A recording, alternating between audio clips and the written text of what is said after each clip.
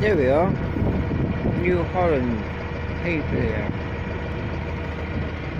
So these are the twiners. Just like welded up there.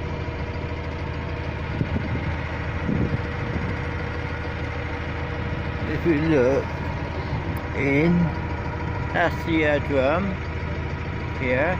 These are the twiners, and we've got the rakes, the spikes. So when you put A, when it's raking up, it all goes into the baler, goes up here, then through that part there, then they make it all in there. Then you've got the knotters,